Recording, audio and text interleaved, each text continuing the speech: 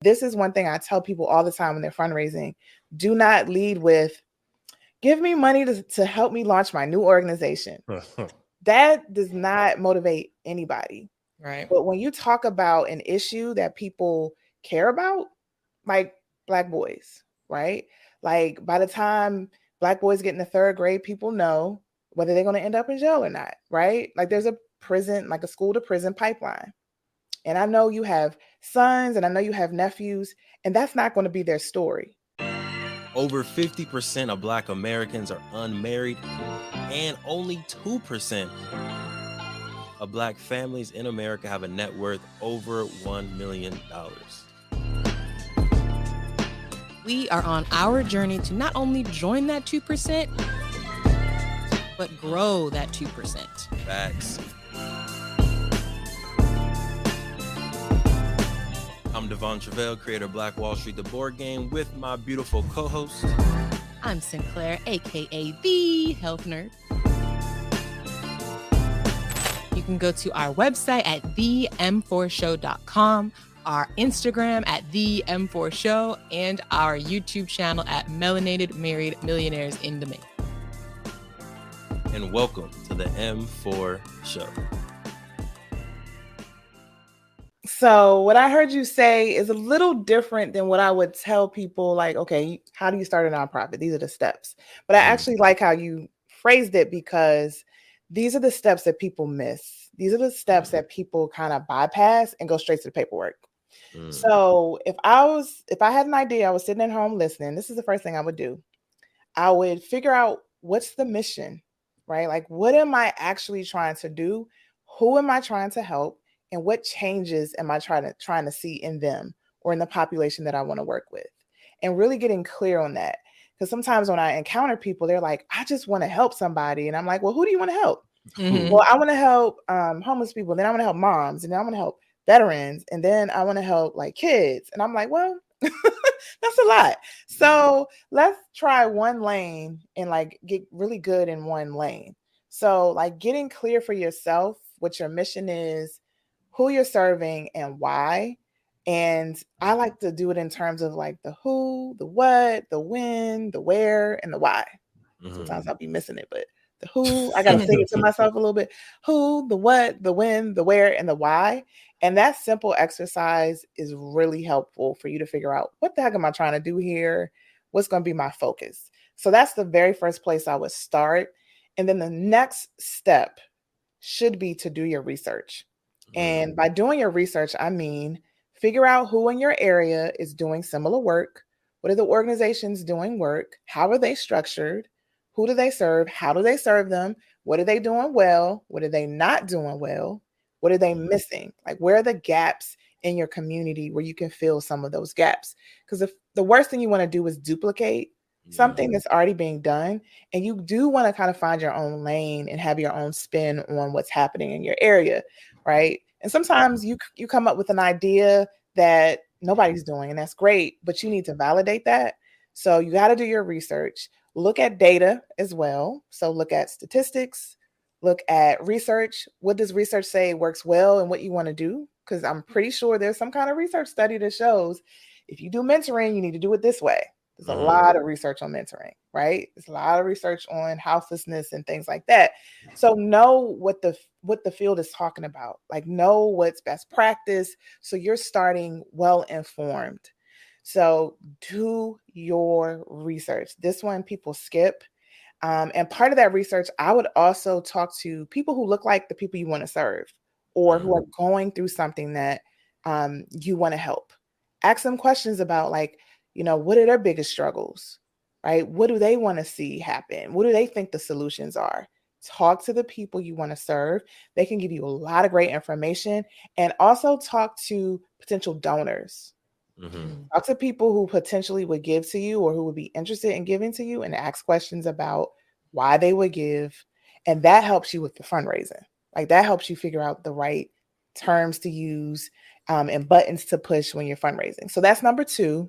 And then number 3, we already talked about. We talked about the board. Yeah. Because a lot of people think you do the paperwork and then you find a board. but it's the other way around, actually. You're supposed to find a board first, and you guys decide together what the final mission statement will be, your vision statement, and then you guys vote in a meeting on you're going to incorporate and all this kind of stuff. That's the right process that most people don't take. So find people for your board, start talking about the work you want to do, and establish that initial board. Nice. There it is. Those are your three, y'all. Figure out the mission. What are you going to do? Who are you going to do it for? Where are you going to do it? And why you're going to do it. I missed one. You know, where, when, where, why. There you go. And then make sure you do your research, right? Your market analysis, what's going down in your environment, so you're not duplicating. And then last but not least, build the team, get the Avengers on the squad. Who's going to help you do this work? I want to ask a question. You know, it may be a bad question, but you let me know, because we are Melanated Married Millionaires. So I think for folks that may be listening, they may want to start a nonprofit specifically for a particular ethnic group, right? Maybe they want to serve Black folks specifically. Maybe they want to serve Latin folks specifically. Is that okay for a nonprofit to be focused on one specific ethnic background? I get this question a lot, interestingly enough. I do. Okay. And my answer is go with what best fills the need. So if the need is to like Black boys, and if that's your focus, that's your focus. Like, that is okay. Like, you think about the organization Black Girls Code, you know clearly that they're you know Black Girls Code. Okay. Right. So it's like, but sometimes people don't, you know, they're fearful that they're not going to get money if they feel like they focus just on one group. And I don't necessarily think that's the case. I haven't seen it either way. So make the best decision for you. You could get money both ways, because there is funding if you're focusing on certain underserved populations only, right? So it goes both ways. So just figure out what works for you as an organization, but I haven't necessarily seen it as like a hindrance or a deterrent for somebody. People going to do what they're going to do. Let me just say that, though. Like, when you decide to be unapologetically Black, as an example, people going to have issues with that. Yep. But you know, you just got to know that going into it, but you can be successful still doing that. Look, we're going to get right back into the amazing podcast. But if you didn't know, in 2017, we created Black Wall Street, the board game, because we thought more families needed to know about the history of Tulsa Black Wall Street. More families needed to know about the legacy of Black excellence left behind of Tulsa Black Wall Street, that we can own a Madam C.J. Walker Beauty Salon. We can have a Booker T. Washington High School. We can have an Uncle Steve's Barbecue. We can have a Renaissance man like Simon Berry, who had his own taxi service and bus service that got bought out by the city of Tulsa. We have brilliance in our DNA. We wanted to make sure that your family can play a game that teaches them about this brilliance. So we have Black Wall Street, the board game, right here. We had the first edition available in 2017. That got sold out. We're on the second edition right now, or you can get the beautiful masterpiece version of the game as well. It's up to you. Head to playblackwallstreet.com and get yourself Black Wall Street, the board game, to empower you, your family, and generations to come. Playblackwallstreet.com. Let's get back to the episode. And that's a perfect segue into one of the questions that we have in the chat, which is, how do you find donors, right? You're talking about, like, sometimes there are donors or grants or stuff out there for specific populations. Does that help find money, or does that hinder? Like, what do you find? Does it makes it easier to find donors when you're trying to fund your nonprofit? So the best place to find donors when you're super, super new is your own personal network. Right. So there's an activity that I talk about called the circle of influence. And it's like you figure out who's closest to you, who cares about you, and then you start going outward. So there are some people who care about you and may care about the mission. And if you ask them, they would give money to support your organization. And those are your first donors. There are people in your orbit who would support you right now, but they don't know what you're doing. So they haven't. And if you haven't asked them, they may know what you're doing, and then you haven't asked them, they may not necessarily give until you do. People are funny that way. And then you start going out, like, who's in your social circles and who are in your professional circles. There are people also in your social and professional networks that if they knew what you were doing and heard about it, they would support it. So the best places to start to find donors is in your own personal networks and in the networks of your board. Because that's one of the key roles of your board, is to help expand the organization's network. So the board should be doing their own circle of influence activity and figuring out who's in their orbit that would be interesting in supporting the organization. And this is one thing I tell people all the time when they're fundraising. Do not lead with, give me money to help me launch my new organization. That does not motivate anybody. Right. But when you talk about an issue that people care about, like Black boys, right? Like by the time Black boys get in the 3rd grade, people know whether they're going to end up in jail or not, right? Like there's a prison, like a school to prison pipeline. And I know you have sons and I know you have nephews, and that's not going to be their story. So we're going to interrupt that pipeline. But I need your help to do that. And this is how we're going to make that happen. And with your $25, we're going to change that story so that our boys can grow up and live the lives that they're meant to live. Like when you talk about it that way, I want to get my card out right now. You need an elevator pitch. Right. Instead of, hey, I have a new organization and I'm going to be doing mentoring for some young Black boys in the neighborhood. Can you help? That may get some people motivated, like a teacher or your mom, but it's not going to motivate the masses. So you want to think about the message that emotionally pulls people, particularly when you're talking about donors.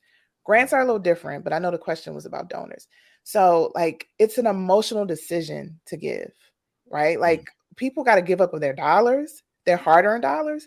It's got to be a reason to do it. And a misconception we have about money is that people don't want to give.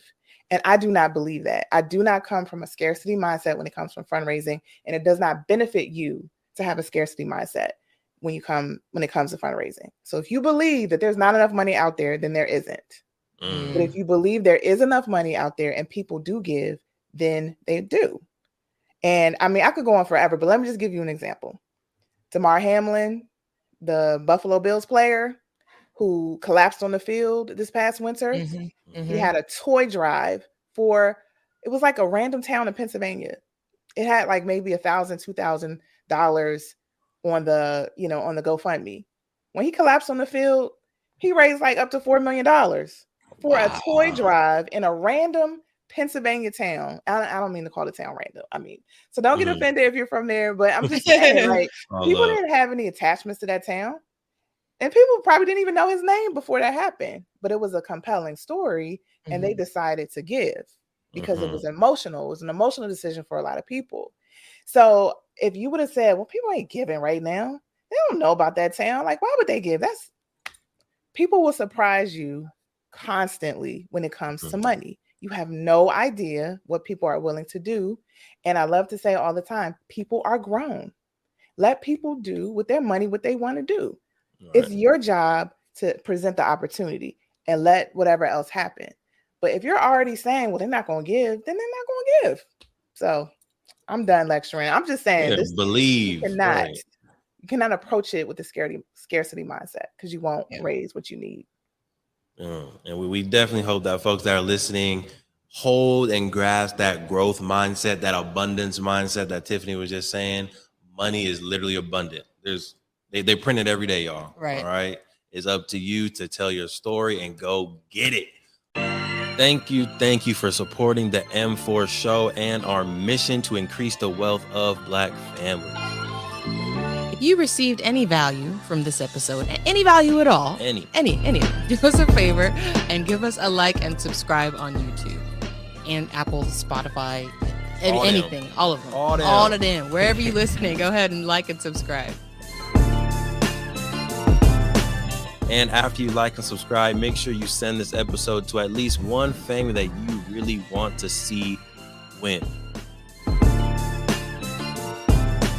We'll catch y'all next time. Peace.